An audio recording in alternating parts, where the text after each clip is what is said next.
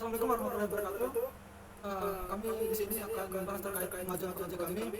Di sini kita mengambil tema proyek yaitu berkaitan dengan sistem penjualan web store, di mana sistem yang kita gunakan itu mencakup kayak mulai dari sistem pembuatannya, database-nya dan data yang dibutuhkan nantinya. Untuk lebih detailnya, sebelum kita menjelaskan terkait sistem penjualan KP ini, sebelumnya kita perkenalkan diri anggota kami, yaitu perkenalkan saya Ahmad Rahman Hakim, dan rekan saya yaitu Evan Sandra, ada Wahyu Bianto, Emrikel Huda, dan Singgi Ramadhani.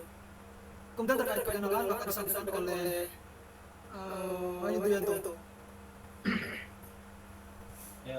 pengenalan diri kami, sistem penjualan web atau berbasis mobile adalah sebuah aplikasi yang dirancang untuk memfasilitasi transaksi penjualan web secara online melalui aplikasi seluler. Sistem ini bertujuan untuk memberikan kemudahan bagi pelanggan dalam mencari, memilih, dan membeli produk web serta bagi usaha dalam melakukan dan operasional bisnis. Untuk fitur utama dari proyek yang kami bikin itu ada yang pertama manajemen produk. Jadi manajemen produk ini memungkinkan pengelolaan katalog produk secara digital. Pemilik toko dapat menambahkan, mengedit atau mengunduh produk dari katalog serta memperbarui informasi stok dan harga secara real-time. Yang kedua itu ada pencarian dan fitur produk. Dari fitur produk ini memudahkan pelanggan untuk menemukan produk sesuai kategori, merek, harga atau spesifik lainnya sehingga meningkatkan pengalaman belanja. Yang ketiga, perancang belanja dan pembayaran. Di sini pengguna dapat menambahkan produk ke dalam belanja dan melanjutkan ke proses pembayaran yang terintegrasi dengan berbagai metode pembayaran digital seperti transfer bank, e-wallet, dan kartu kredit. Yang keempat ada autentikasi pengguna keamanan.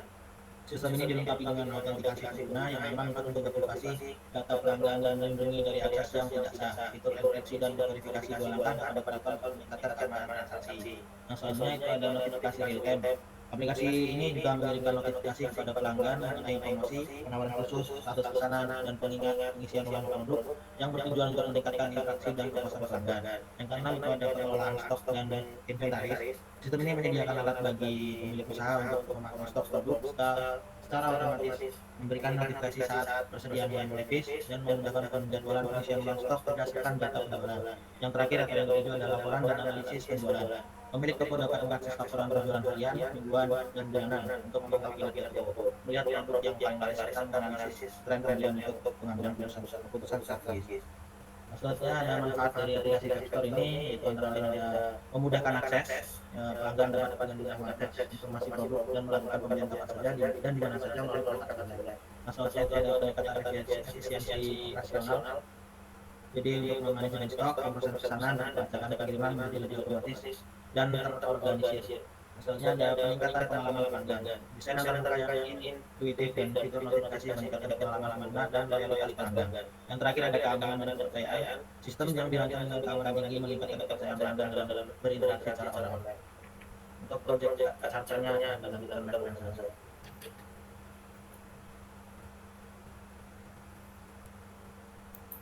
Oke, selanjutnya untuk proyek charter akan dijelaskan oleh Mas Singgi Ramadhani. Mas Singgi, silakan.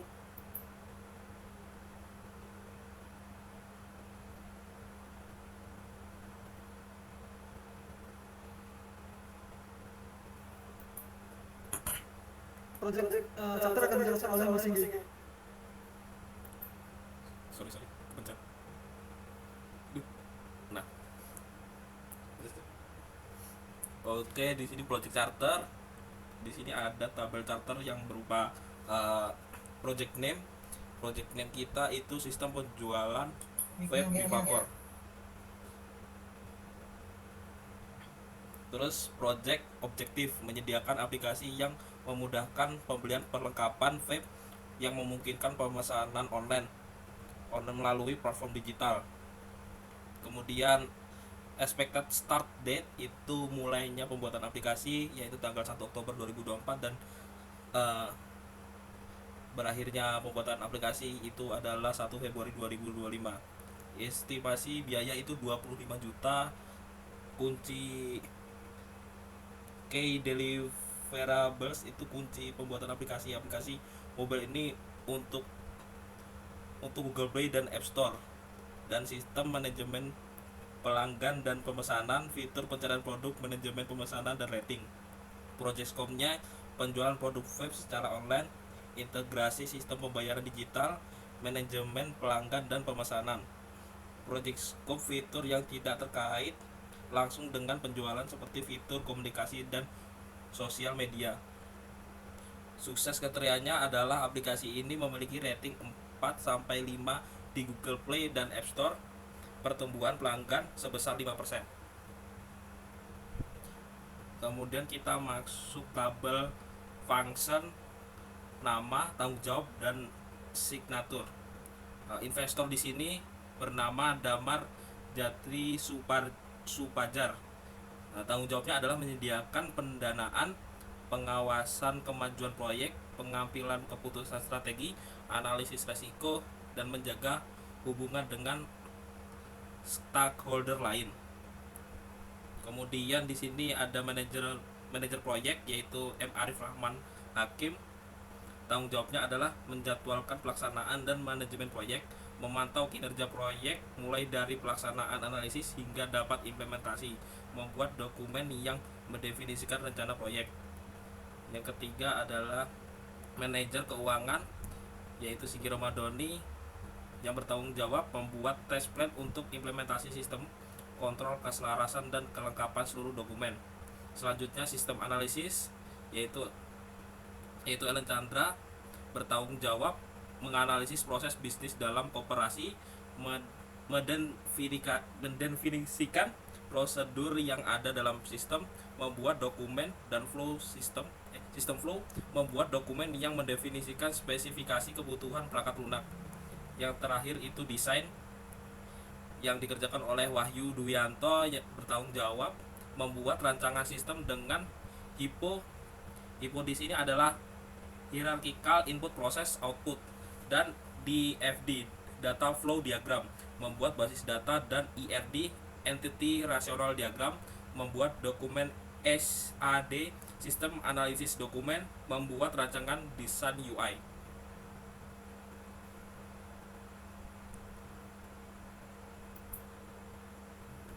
Oke, selanjutnya akan dijelaskan oleh rekan saya yaitu terkait analisis SWOT. Ellen Chandra, silakan. Baik, untuk analisis SWOT yang pertama itu strength atau kekuatan. Sistem ini akan meningkatkan efisiensi penjualan dengan otomatis transaksi. Desain sistem friendly dengan UI UX yang sederhana untuk pengguna, kemudahan integrasi dengan sistem pembayaran yang populer, data transaksi dan aplikasi mudah dipantau secara real-time. Selanjutnya, business atau kelemahan. Biaya pengembangan awal yang tinggi kemungkinan menentukan pelatihan pengguna, ketergantungan pada IT untuk pengelolaan dan pemeliharaan sistem, resiko downtime atau kesalahan teknis saat tidak ada server backup. Kemudian, opportunities atau peluang. Pertumbuhan pasar App Store yang besar membuka peluang ekspansi. Penggunaan sistem penjualan online semakin meningkat di tengah digitalisasi bisnis. Peluang kolaborasi dengan vendor dan penyedia layanan pengiriman atau e-wallet. Integrasi ke aplikasi mobile untuk pengalaman yang lebih baik. Terakhir, untuk risks atau ancaman. Kompetisi dari sistem penjualan lain yang lebih murah atau lengkap, peraturan dan perintah yang semakin ketat terhadap pelanggan tembakau dan vaping, risiko kebocoran data jika keamanan sistem tidak memadai, perubahan konsumen yang cepat dapat mempengaruhi penjualan produk. Oke, untuk work breakdown strukturnya ini itu pertama-tama itu ada ada manajemen yaitu Rahman Hakim, mana dia melakukan itu tugasnya sebagai perencanaan proyek, yaitu di mana mengidentifikasi dan analisis stakeholder, penyusunan requirement fungsi dan non fungsi atau yang itu FR dan IFR, yaitu penyusunan timeline project dan estimasi anggaran, dan juga dia mengelola tim dan komunikasi yaitu bagian tugas dan jawab, koordinasi antar tim, pelaporan kemajuan proyek, juga pengelolaan risiko yaitu identifikasi risiko proyek, penyusunan rencana mitigasi, serta penutupan proyek yaitu review dan evaluasi akhir proyek serah terima proyek kepada klien. Yang kedua ada Chandra, di mana dia menganalisis kebutuhan sistem, itu di mana ada asas bisnis store, kebutuhan fungsi dan non sistem, pembuatan dokumen, spesifikasi kebutuhan sistem atau SSRS. Juga dia membuat model proses bisnisnya di mana ada chart proses penjualan dan penggambaran proses pembelian dan stok produk. Dan terakhir ada validasi kebutuhan dengan stakeholder, di mana diskusi dengan usaha dan verifikasi alur dan fitur sistem. Yang ketiga ada Wahyu Duyanto sebagai sistem design, di mana dia mendesain arsitektur sistem, itu mencakup pembuatan UI UX beserta desain struktur database. Juga dia desain integrasi API, di mana desain API itu untuk transaksi penjualan, pembayaran dan stok barang, serta penghubungan dengan backend system.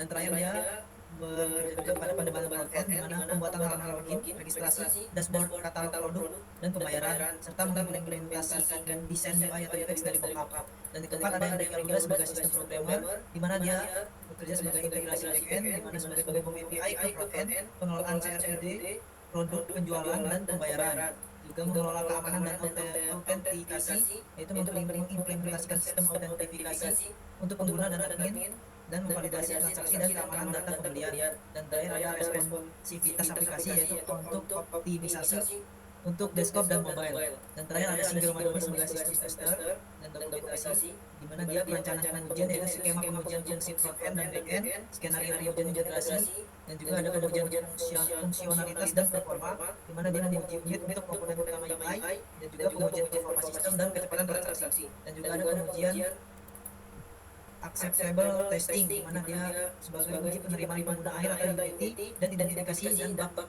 fixing. Oke, untuk saja akan dijelaskan oleh saya. Oke, baik, di sini saya akan menjelaskan terkait kantor. Alur kerja dari seperti tim yang akan bertugas nanti. Di sini ada DBS dari yang kita buat sebelumnya, yaitu project manager, ataupun planning yang akan direncanakan oleh project manager itu perencanaan proyek, di mana startnya kita mulai tanggal 1, terus berakhir di tanggal 10 bulan 11. Nah, ini berlangsung selama 10 hari pada nanti. Kemudian yang kedua yaitu kita akan melakukan identifikasi dan analisis stakeholder, di mana untuk pelaksanaan ini dilakukan 2 hari, di mana kita start dari tanggal 1 bulan 11 dan berakhir di tanggal 2 bulan 11 nanti. Kemudian selanjutnya yaitu penyusunan rekrutmen dan penyusunan NFA juga. Di sini kita akan mengerjakan selama durasi 3 hari nanti, yang dimana kita startnya di tanggal 13 bulan 11 dan berakhir di tanggal 5 bulan 11 nanti.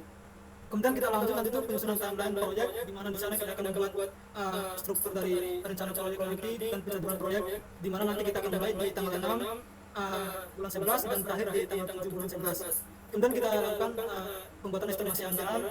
Di sana kita akan melakukan analisa terkait anggaran yang kita butuhkan nanti untuk kita sampaikan ke klien, di mana kita akan memulainya di tanggal 8 bulan 11 dan berakhir di tanggal 10 bulan 11. Itu dilakukan selama 3 hari pada nanti.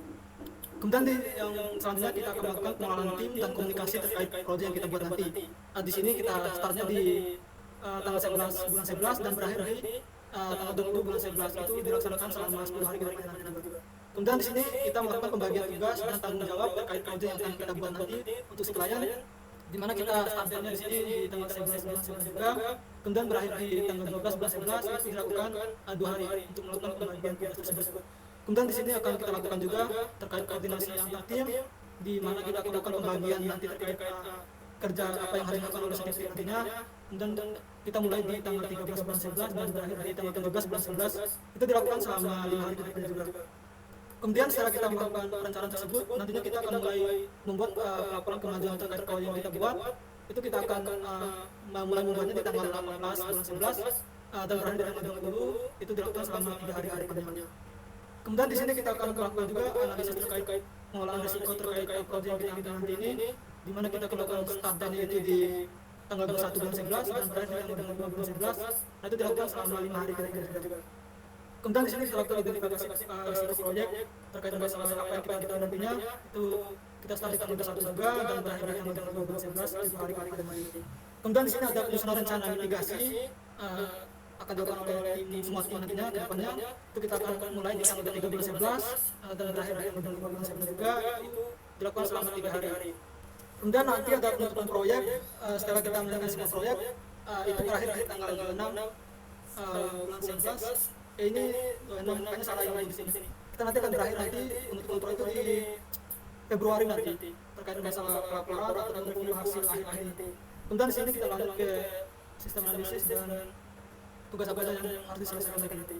Kemudian di sini ada dia akan melakukan analisis kebutuhan, di mana sistem analisis ini dia akan start mengerjakannya di tanggal 1 bulan 12 dan berakhir di tanggal 7 bulan 12. Itu dilakukan selama 1 hari untuk melakukan analisis. Kemudian di sini akan melakukan dia juga analisis bisnis App Store nanti terkait kebutuhan apa saja yang disediakan untuk persiapan aplikasi ke depannya, yaitu kita akan mulai di tanggal 1 dan berakhir di tanggal 3 bulan 12. Itu dilakukan selama 3 hari. Kemudian ada kebutuhan fungsi dan fungsi itu nanti tugas analisis sistem dia akan mengerjakan selama 2 hari ke depannya juga nanti di bulan 12 juga. Kemudian dia akan melakukan pembuatan dokumen spesifikasi kebutuhan sistem, dia akan melakukan selama durasi 2 hari dan berakhir di bulan 12 juga. Kemudian di sini dia akan membuat model proses bisnis, dia akan memulaikan di tanggal 8 bulan 12 dan berakhir tanggal 13 bulan 12, itu dilakukan selama 6 hari ke depannya juga. Kemudian di sini sistem analisis akan membuat flowchart terkait proses penjualan ke depannya nanti atau alur kerja tim nanti, di mana dia akan mulai mengerjakan di tanggal 8 bulan 12, kemudian berakhir tanggal 10 bulan 12, itu dilakukan oleh sistem analisis 3 hari berturut-turut. Kemudian di sini ada penggambaran proses pembelian dan stok produk yang dilakukan oleh sistem analis.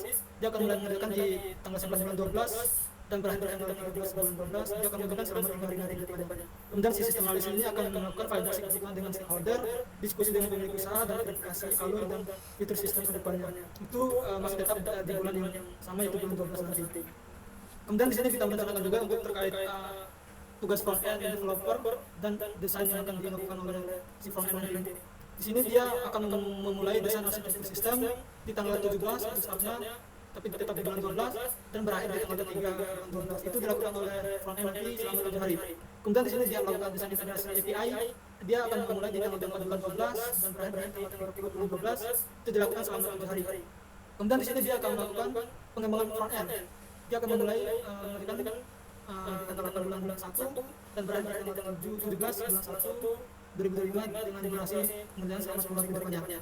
Kemudian dia akan lanjut pembuatan UI UX, desain API, kemudian pengembangan login, desain struktur database, itu akan dilakukan di bulan 12 juga dengan durasi 7 hari ke depannya nanti juga. Kemudian untuk menghubungkan dengan backend system, dia akan mulai mengerjakan di tanggal 5 bulan 1 dan berarti tanggal 7 bulan 1 juga, itu dilakukan selama 3 hari. Kemudian dia si front end ini akan melakukan implementasi desain UI UX dan mockup yang dibuat sebelumnya. Kemudian untuk jadwal dan tugas backend developer, di sini dia akan melakukan integrasi backend, di mana dia start di tanggal 8 bulan 1 dan berakhir di tanggal 22 bulan 1 dengan durasi pekerjaan 5 hari. Kemudian dia melakukan penghubungan API ke front end yang dilakukan oleh front end sebelumnya. Dia akan start di tanggal 18 bulan 1 dan berakhir di tanggal 22 bulan 1 dengan pengerjaan durasi 5 hari. Kemudian dia akan melakukan pengenalan CSRD, produk, penjualan dan pembayaran. Itu dilakukan dengan durasi 6 hari ke depannya di bulan yang sama, yaitu bulan 1 nanti. Kemudian dia akan melakukan pengelolaan keamanan dan autentikasi, implementasi sistem autentikasi untuk penggunaan admin. Itu dilakukan selama 4 hari ke depannya oleh si backend ini. Kemudian si backend akan melakukan validasi transaksi dan keamanan data pembelian. Dia akan mulai di tanggal 7 bulan 1 dan berakhir di tanggal 8 dengan pengerjaan 2 hari. Kemudian dia akan melakukan responsivitas aplikasi dan optimisasi untuk desktop dan mobile nanti kedepannya yang dilakukan oleh backend ini selama 4 hari ke depannya dan tetap di bulan 1 tersebut. Kemudian di sini sebagai final untuk proyek kita nanti itu ada tugas dari testing dan dokumentasi. Di sini dia tugas testing ini akan merencanakan pengujian. Dia akan mulai di tanggal 27 bulan 1 2025 dan berakhir di tanggal 31 bulan 1. Itu dilakukan oleh si testing itu selama durasi 6 hari ke depannya. Kemudian dia melakukan pembuatan skema pengujian fungsi front end dan back end yang dimulai di tanggal 27 bulan 1 dan berakhir di tanggal 29 bulan 1. Itu dikerjakan selama 3 hari ke depannya oleh si testing ini. Kemudian dia melakukan pembuatan skenario pengujian integrasi, pengujian fungsional dan performa, uji unit untuk komponen utama UI. Itu dia akan mulai di tanggal 1 bulan 2 dan berakhir di tanggal 3 bulan nanti. Kemudian dia melakukan pengujian acceptance testing yang dimulai pada tanggal 8 bulan 2 dan berakhir di tanggal 12 bulan 2, itu durasinya 5 hari ke depannya untuk testing nanti. Kemudian terakhir dia akan melakukan uji penerimaan pengguna akhir, yaitu uji final nanti yang dilakukan oleh si testing. Dia akan memulai di tanggal 8 bulan 2 kemudian berakhir di tanggal 10 bulan 2, itu dilakukan oleh si testing nanti selama 3 hari ke depannya. Dan terakhir dia akan melakukan identifikasi dan bug fixing dan memeriksa terkait masalah apa aja yang terjadi di aplikasi nanti nantinya oleh si testing. Dia akan mulai mengerjakan di tanggal 11 bulan 2 dan berakhir di tanggal 12 bulan 2, itu dilakukan selama durasi pengerjaan selama 2 hari ke depannya. Terkait bukan sampai ini kedepannya akan kita kerjakan, setelah kita lakukan akan dicentang atau selanjutnya komplain nanti setelah kita mengerjakannya. Kemudian kita juga sudah menyusun timeline nanti yang akan berjalan seiring dengan perkembangan proyek aplikasi yang kita buat ini, yang akan kita sampaikan ke klien-klien ke depannya. Untuk selanjutnya akan disampaikan oleh rekan saya, Emrik Yaluda. Oke, untuk perjalanan biayanya di sini ada yang itu pada pekerja mereka kan kerja pada bulan pertama dan mereka mendapatkan biayanya berarti 3 juta di sini semuanya. Dan kedua ada sistem analis dan mereka semua bekerja pada bulan kedua. Makanya di sini dengan kosnya adalah 2 juta, dan juga ada UI design di mana dia juga merancang pada bulan kedua dan dengan kosnya 2 juta. Untuk front end-nya itu mereka ada dua di bulan kedua dengan kos 2 juta lebih banyak, dan di bulan ketiga juga masih lanjut untuk front end-nya di mana 1,5 juta ini kosnya. Dan ada untuk back end-nya itu mulainya pada bulan ketiga dan selesai juga pada bulan ketiga, jadi kosnya 3.500. Untuk testing dia mulai pada bulan ketiga dan terakhir di bulan keempat. Jadi di sini untuk bulan ketiga mendapat kosnya 500.000 dan bulan keempat 500.000. Untuk hardware-nya itu ada handheld device-nya di sini pada bulan keempat saja karena testing di bulan keempat, jadi dia 500.000 kosnya. Untuk software-nya, untuk lisensi software-nya di sini per bulan untuk setiap bulannya itu 2 juta untuk kosnya dengan total 8 juta, dan untuk biaya operasional dan komunikasinya itu 200.000 per bulan, jadi bulan jadi 800.000. Dan terakhir ada kontingensi, yaitu dana cadangan untuk pengeluaran tak terduganya itu 5%, di mana itu 500.000 dengan total kosnya 24.800.000.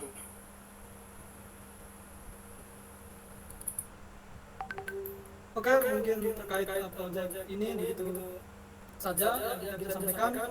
Mungkin nanti ke depannya kita akan lebih mengembangkan terkait aplikasi yang kita buat ini yang akan kita maksimalkan untuk pelayanan ke depannya. Mungkin itu saja yang bisa saya sampaikan. Saya mewakili teman-teman saya undur diri. Lebih dan kurang saya mohon maaf. Wassalamualaikum warahmatullahi wabarakatuh. Waalaikumsalam warahmatullahi wabarakatuh.